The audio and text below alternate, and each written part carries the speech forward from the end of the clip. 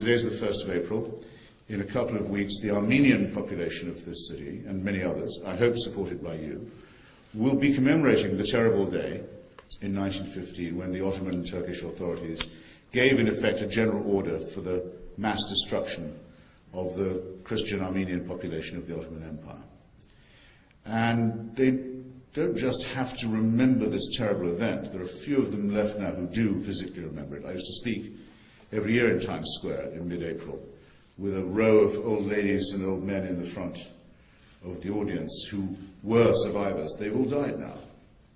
And they all died not just in the knowledge of what had happened to their families and their friends and their communities, and the extirpation not just of them physically, but the destruction of their churches, the destruction of their libraries, the renaming of their towns, the attempt to erase them from the map, the production of new atlases in Turkey that failed to show there was ever an Armenian province, the cultural erasure. They didn't just die in the knowledge of that. They died in the knowledge that it was still said that it had never happened to them.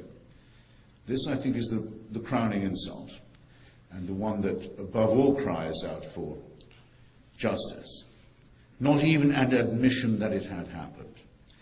But if you go into the matter with Turkish parliamentarians, as I have, this month they will again protest that the US Congress, that the Swedish Parliament, others have affirmed the Armenian mass killing as genocide.